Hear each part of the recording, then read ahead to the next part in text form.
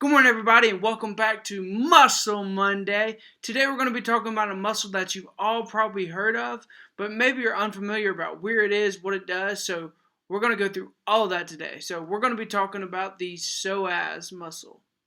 So the psoas major, there's actually a psoas minor too, but we're going to be talking about the major because it is the bigger of the two.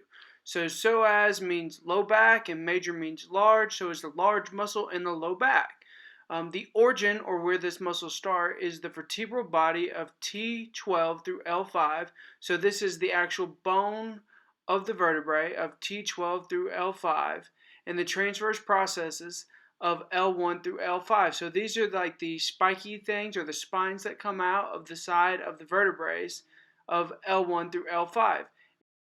It inserts at the lesser trochanter of the femur, so the femur is the long bone of the thigh, and its action is hip flexion, trunk flexion, anterior pelvic tilt, and lateral rotation of the hip. Here's another view of the psoas major. It's highlighted in green here. You can really tell how it goes into the transverse processes of the spine and the vertebral bodies of the spine. So that was the anatomy, but let's talk about what it does. So there's a few terms that was listed there. So we had hip flexion, trunk flexion, we had anterior pelvic tilt, and then we had weak lateral rotation of the femur. So what does that mean?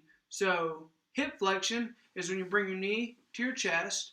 Trunk flexion is where you bring your trunk to the floor, just like that. Anterior pelvic tilt is where you try to bring the front of your hip bones forward, almost like where you have an arch in your back. Lateral rotation of the femur means you're trying to rotate your femur outwards like that. So it does weak lateral rotation, but since the muscle crosses over the joint, it helps aid in it a little bit.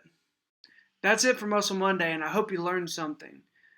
As always, thanks so much for watching, and do not forget to tune in to Wellness Wednesday, as we talk about ways that we can prevent injury to this muscle, and if injury does occur to this muscle, we can talk about self-care tactics that we can take to alleviate all discomfort to this muscle.